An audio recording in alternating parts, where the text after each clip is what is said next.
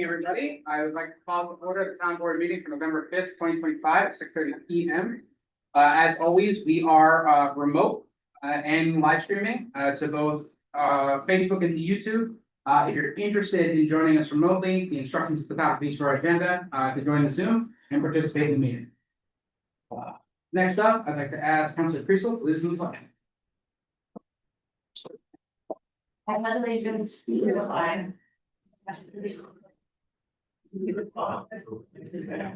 one nation, under God, indivisible, with liberty and justice for all. So first up, open podium. I know we've got one person here remotely to speak, but first I'll ask Matt Denton.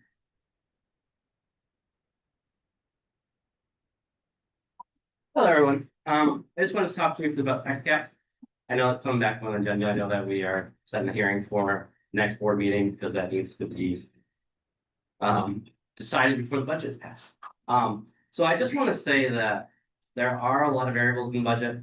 A lot of the stuff, as you guys brought up in the workshop and has been discussed previously with fire and stuff, is set during the village budget times. But that is still time for the town to participate in those when they happen. And that's a known value before we go to the town budget. And I want to say that although the plan that the board has shared with the community is that they plan to override tax cap, it does not mean that you should have a blank check. You should still try to get that as close to a balanced budget as possible. And there's a lot of ways that we can reduce this budget to maintain the services and maintain the property tax levy. Not talking about cutting stuff, it's maintaining. It's what is it that we have, what do we actually need, what software are we using, what software are we not using, what's actually providing value to the community. And so I just want to make that clear to everyone that, you know, there's still another 2 weeks. We can still make amendments to this proposed budget. I know that last time you guys spoke of that there was potentially $300,000 savings, but when you look at the preliminary budget, it actually went up $100,000. There was an additional $400,000 that the board put in there, and we'll discuss that shortly in the public hearing. But I just want to make it clear, there's still time to adjust this budget. This preliminary budget does not have to be the final budget. And even if with fire, EMS, and things that have been pre-decided earlier in the year, pushing us to that 2% tax cap does not mean that we can't strive to get property tax levy flat for the A&B funds. Thank you. Next up, we'll have Hugh Three.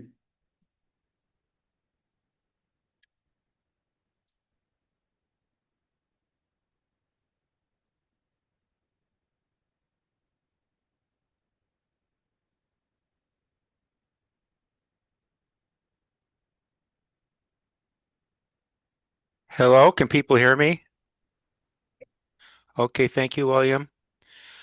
I want to, well, in 1750s, Ben Franklin visited their Iroquois Confederation. And when he went there, he saw what he saw as a model government. Unlike the British Parliament, the Iroquois Confederation meetings were polite, and one person spoke at a time, and everybody else was listening. He used this in helping to design, along with James Madison, to design the U.S. Constitution and the structure of our Congress. I see this as our American model. Thank you.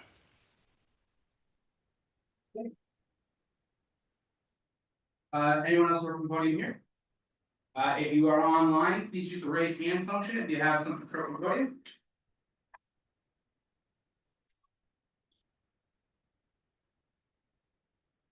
Okay. We'll move on. Okay, so first up on the agenda, we have the public hearing for the 2026 preliminary budget. So Councilor Bollinger is going to give a brief presentation. We'll open up the hearing and we'll start getting comments. So, thank you, everybody. To give you a little context, I'm a chair of the finance committee and liaison to the comptroller, so that's fine here. You can see. So listening to residents, some things that came to our mind that you guys asked for was a line by line comparison of the previous year to current year, we presented at the workshop. Some discussion about trends, investments that comparison to other towns. And then to talk about the tax cap. So that's kind of what we're gonna try to give you an overview today before we get listening to you.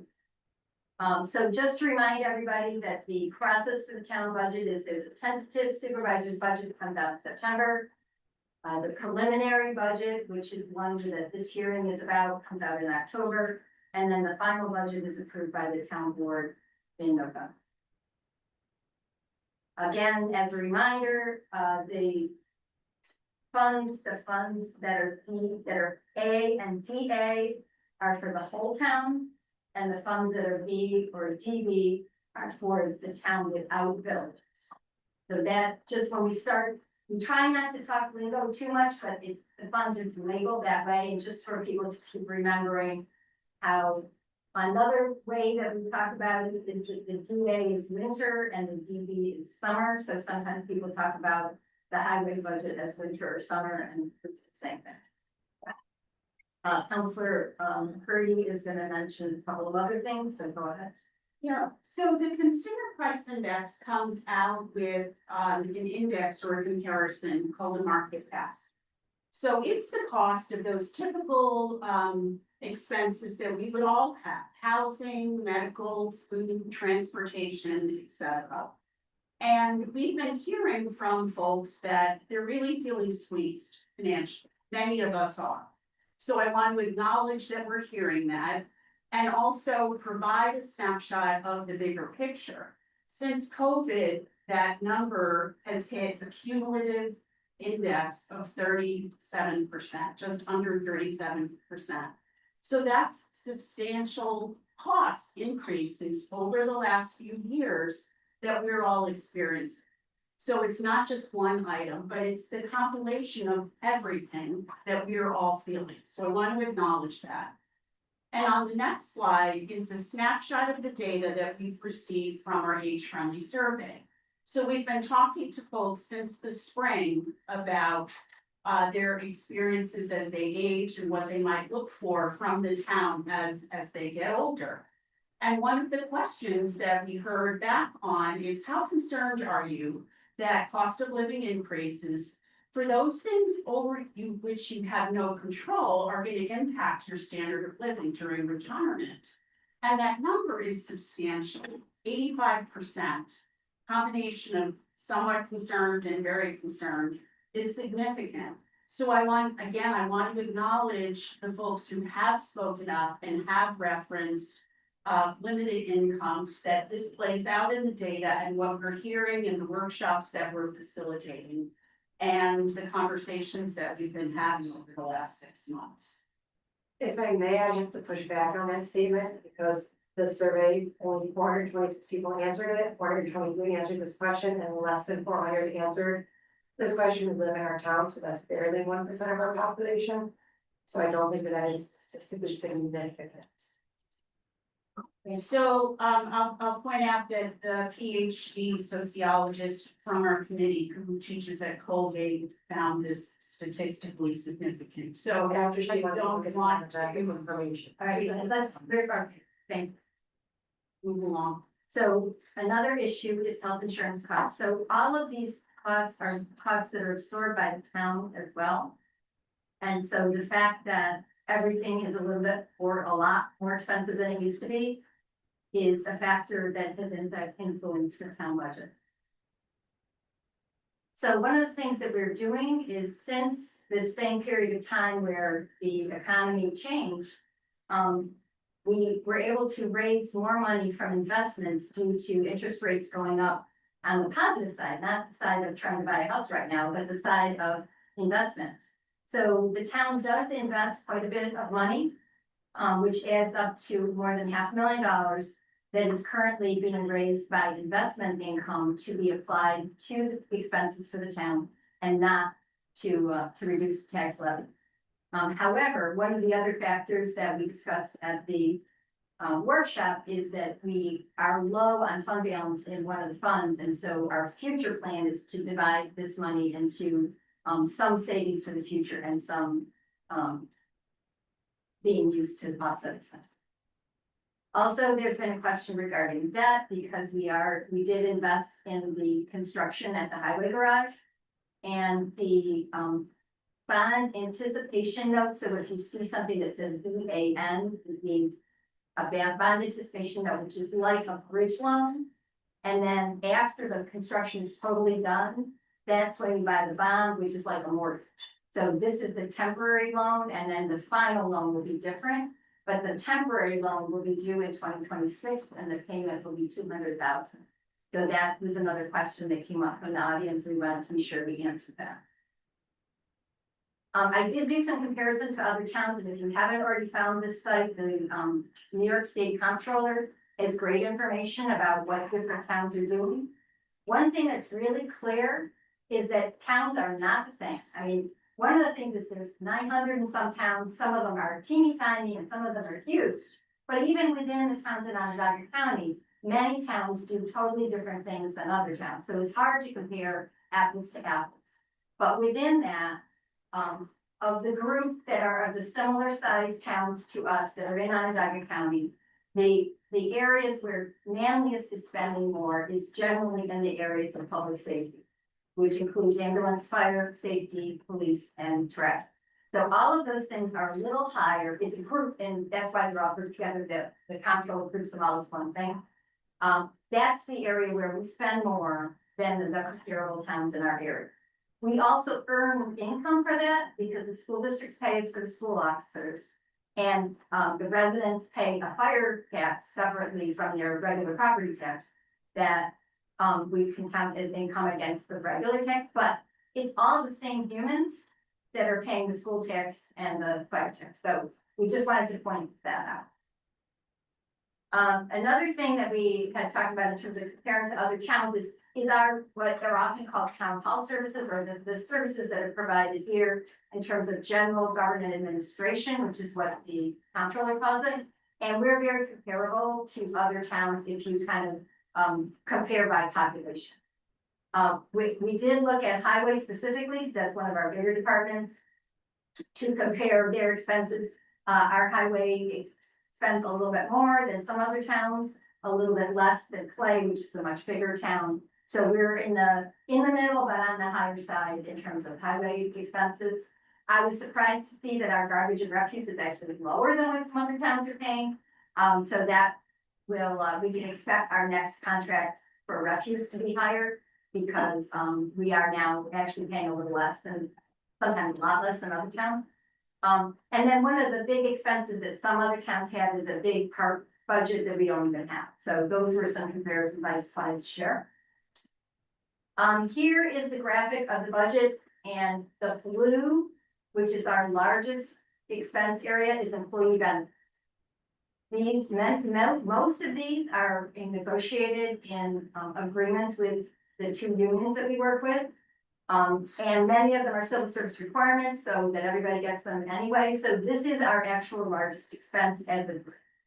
The next is police, the next is highway, and the fourth is fire. So you can see this public safety component is a big part of what we spend our money on.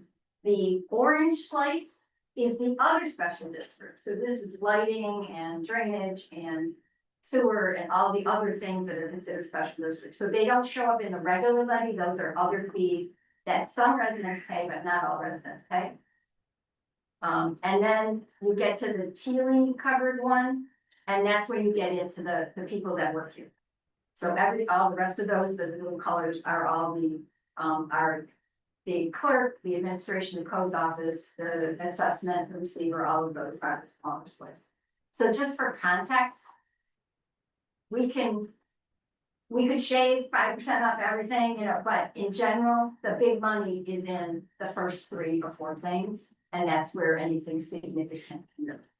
And Sarah, actually just 1.2 in the employee benefits section, that's also gonna include for any retirees that have contractual obligations to either the unions or any of their employment time here. So that a good chunk of that is also former employees of the town.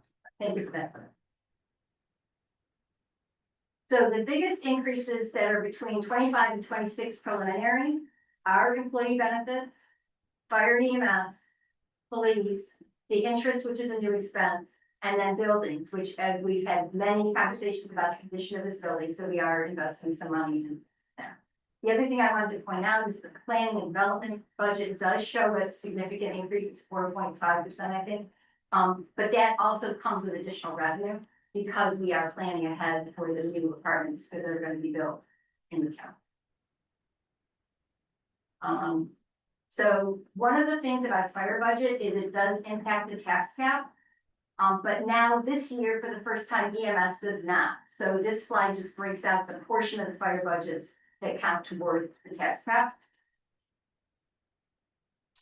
The top picture is if we were to keep to 2% and follow Mr. Benson's advice, our total budget would be 23 million.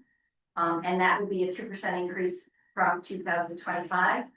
The second chart shows the increases as proposed in the preliminary budget, which comes out a little over 9% increase at 25 now.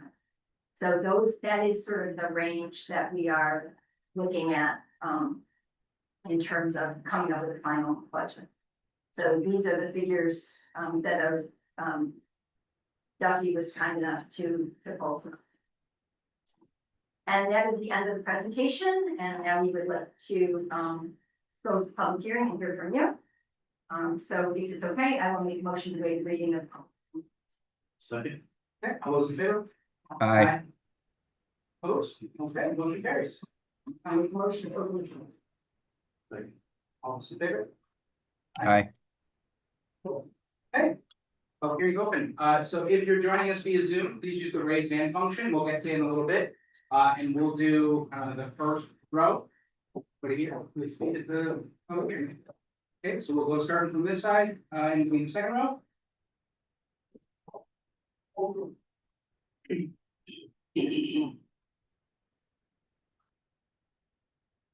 I'm one of those retirees, so just so you know. And I didn't take the survey, but probably would have been in accord with it, so just so you know. I don't, pardon? There's still time to take It's the still open. survey. Is it? Oh. So I missed the budget workshop because I was working actually in the city for the early voting for the election. And of course, yesterday I was in the village of Manoa doing the same thing. But I decided to drag myself out of bed because I wanted to come and see your smiling faces. I don't have a lot to say, but it's inspired by some email conversations I've had with another town resident, Mary Karpinski, that gave me an idea about something that you might look to do.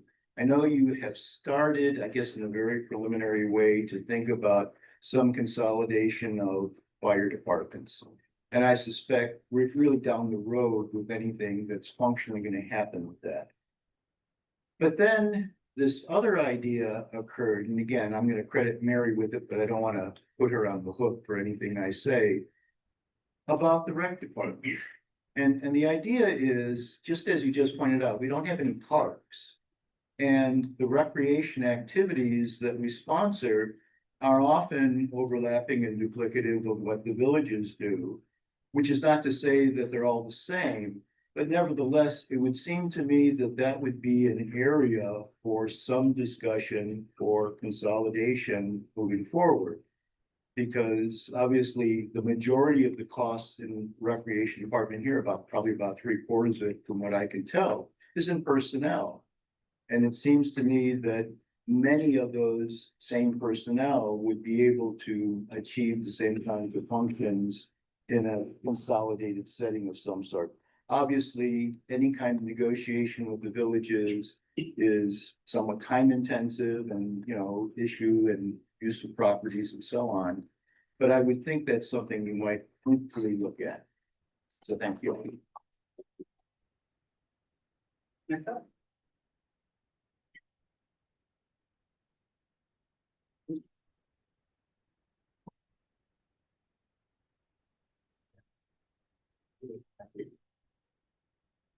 Apologies, William, I didn't realize that you were not gonna be here, even though we talked, and I knew you were not gonna be here. It's been a long day. So I'm gonna wait until everyone has a copy, and then I'll get started. They're twisted, so just take the three sheets, Yeah. take the three, and then you can pass it down. There's three of them. You take that landscape or. No, keep the other ones are one. So we're gonna, I understand. I couldn't find my stapler, and then maybe there. House is a little. Is there like a messy. 1, 2, 3 order here, or does it matter? No, I'll be talking through it in the order that it was there, so I'm starting with board needs, but the first thing is board needs, and I'm just gonna run through it. The details are here, there's some questions in here that I'll bring up, I appreciate if you want any back and forth, or if there's anything in here you want to speak to, hold it to the end, there's got a few numbers here. Okay, get started. As I talked about earlier, I do think there's room in the budget to trim spending, without any cut to services or, so let's just go through it. First off, my personal opinion, I spoke to this during the public hearing on this, is that the longevity pay should come back up to order. If we're seeing a $2 million increase year over year just to maintain services, it really is not the time to add additional costs that are gonna be year over year. So there's about 33,000 in there in longevity pay. I think that should be come back up to the board, and the board should reverse that for the time being. There's also an item in the budget for PBA attorney fees.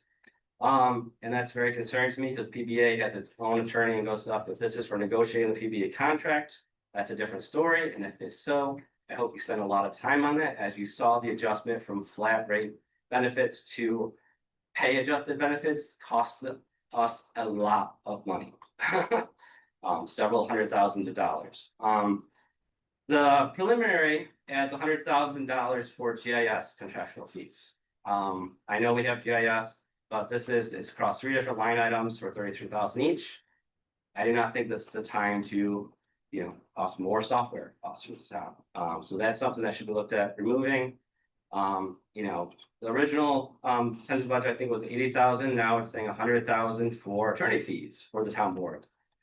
That's a lot of money. I really think you can trim that down a little bit.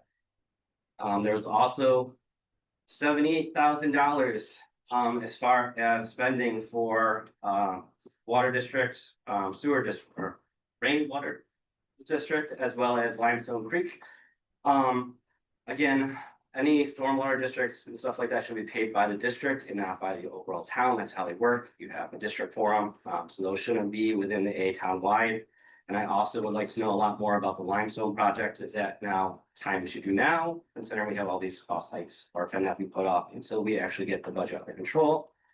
There's $10,500 for landscaping, for some of the beds in the back here at Town Hall. Sounds like a perfect birthday activity so that we get the community together to handle that, and we don't need to spend $10,000 of taxpayer service dollars. I also see that the tree commission has 2 paid positions. They're, stipends $3,000 for each. None of the other committees have that. I don't think that the tree commission is anything special in there that needs to have $6,000 for it. The ban is $200,000. That should be paid out of the PA. Gerald, can I use your 3 minutes, Mike? You've never been started for time here, Matthew. So I thank you. We have everything you got to give to us. Thank you very much for the time. I appreciate your comments. $1.2 million. Look at it. Great. Anyone else in second row? Third row? Oh, go for it. Much short. Tom Bailey, retired real estate lawyer, longtime town resident.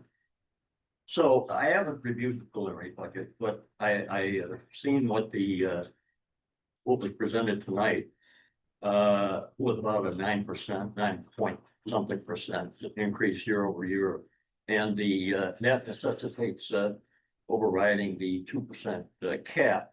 So I guess my question relates to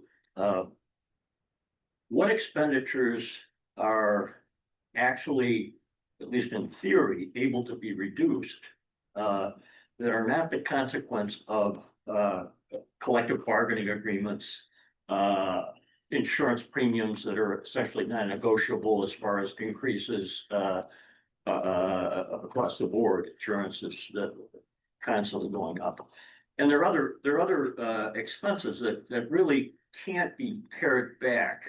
So I guess and maybe you answered this, of that increase up to the 9% level, what realistically could be pared back?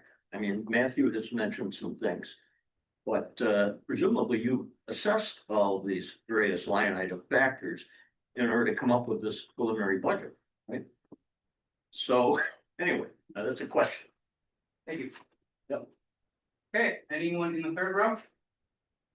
I'd like to give Matt my 3 minutes second. Thank you, Sharon. Hold on, well. You know, as far as normal procedure, if someone wants to give another resident their time. Sharon, you want to stand next to me? Want me to read it? I would say it's abnormal, but I guess I would believe that. Is the board comfortable with that? Okay. So Okay. finish the band, at the budget workshop, you guys mentioned there's 2.7 there in the VA fund. You know, that's 200,000 for highway, take it out of the fund and pay for it, so it's not coming up on property taxes. There is here, Tom, I know you're doing a great job, a 15%, 13,000, I think it was, the increase. That's something that I think should be questioned. It's worth looking at in detail again. Their social media archive, it's $4,000 to change, you know, every year. Have you seen any requests for that for access to the data? If not, savings. In 2024, you increased overtime pay for the police department by $220,000. That should be looked at. You know, where is that actually going to? What are those activities? We, as residents of town, pay not only for our own Manlius Police Department, but we pay for our own Onondaga County Sheriff. We pay for our own state police. There is definitely space there that we can all work together to not have to do so much overtime. I also think that there's, I saw in the line of adjustments that you guys did that the seminars and conferences were reduced across departments. I think that the police department should contribute to that. There's another potentially $15,000 or $20,000 you can cut there. And then there is also the question of accreditation. I know we have very highly staffed police department. I know that they are providing the top-notch services. We see it all around. However, the accreditation is kind of a black box. I've seen the reports. I've seen when it's in there, it's a checklist, and there's a lot of stuff to it. But for $40,000 every year, what benefit are we actually seeing from it? That's something that should be questioned. Those items came to $722,000. On top of that, we, as was brought up in the last budget workshop, there, you know, the Garen contract needs a review. Definitely should look at, you know, what is it, how's it compared to BOCES, what goes there, but there's potentially upward of 100,000 in savings there. And then I also recommend that since we have such a healthy DA fund balance, that we use 400,000 of it this year to actually bring down property taxes. It will still leave us well within the, you know, the amount of fund that we want from the comptroller's guidelines. And so that's $1.2 million that we could potentially change in this budget, maintaining a healthier threshold for residents. That's one thing that we all need to consider is not only how does this benefit our employees, but how does this actually impact the lease of our residents? You know, so make sure everyone is considered when you're considering, you know, all the agreements. So thank you. Anyone else? Okay. Anyone? Motion to close the public hearing. Yeah. All those in favor? Aye. Opposed? Okay, motion carries. So thank you, everybody. We will be working, additionally between now and next time to, look at those additional cuts that can be incorporated into the final budget. So next up, we're gonna set a date for a public hearing, for the property tax cap override for November 19th. I'll make a motion to set a date for a public hearing regarding the proposed local law overriding the property tax cap in the town of Manlius for fiscal year 2026 on November 19th, 2025 at 6:55 p.m. Sorry. All those in favor? Aye. Aye. Opposed? Okay, motion carries. We failed to get the contract that we have here for item number 6, so we're gonna table that until next time. And then next up is the Justice Court annual audit. Just need to approve the agreement. Okay, motion to authorize the supervisor to sign an agreement with FJ Comco and Company for the annual audit of the Justice Court in the amount of $2,700. This is a mandatory audit. Second. All those in favor? Aye. Aye. All those opposed? Okay. So the motion carries. Next up, we've got 2 sets of budget adjustments from control. This is usually William's area, but it's not, he doesn't have that handout that I have, so. So I make a motion to approve the budget increases as presented by the town comptroller. I didn't have to read all of them. All those in favor? Aye. Aye. Opposed? Okay, motion carries. Motion to approve the budget additions as presented by the town comptroller. All those in favor? Aye. Aye. Opposed? Okay, motion carries. Any announcements or anything before we? Great. No, I guess, I think next time. Yeah. A couple of the things that are almost happened, but Alright, I will look for approval of this. Thank you. The 22nd. Motion to approve the minutes from October 22nd, 2025, as amended by, and as presented by the. Second. Awesome. Okay, next second. All those in favor? Aye. Aye. All those opposed? Okay, motion carries. Any abstract? so I'd like to make a motion to approve the extra of $1,129,735.94 with some clarifications regarding why it's so high. $323,000 of that is for the aqua store, so this is for the water tanks that will be up at the garbage water system. We are buying this upfront. We will be reimbursed for this. Because it's the district who owns it, but they don't have $323,000 on it. So we're paying for this upfront. We will be getting the money from the New York State to repay our fund next year of the money that we spent on this water district. So I just want to make this clear that this is not a permanent expense for the town. The other big expense in this abstract is $330,000, almost $331,000. Which is for the construction at the highway garage. So that is going to be our permanent expense. Those were the 2 biggies that were in this abstract. Second. Seconds. All those in favor? Aye. Aye. All opposed? Okay, motion carries. Seeing no other announcements, we do have a motion here to go into executive session. And as just to remind everybody, for executive sessions, if we'll allow everybody to leave, we'll have a private conversation. And if you would like to wait outside, come back in and work on that. But the meeting should wrap up pretty quickly after that. So I look for a motion in our executive session. Yes. Motion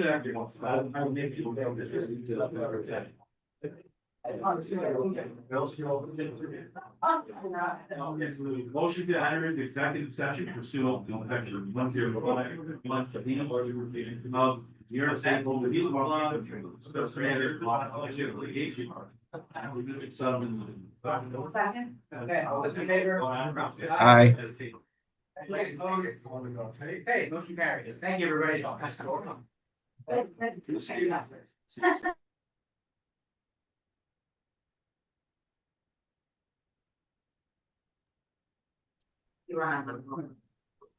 I can't remember how this works. I think we put you on the phone. Yeah, we're gonna call you. Okay. It's called base. Yeah.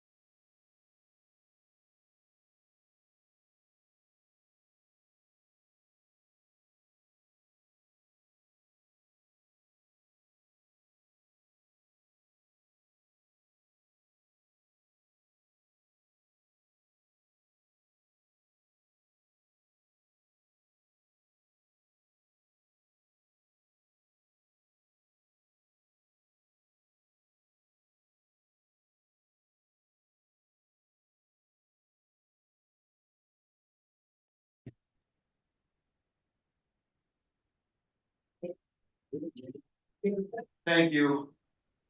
Yeah, we're gonna, very quick.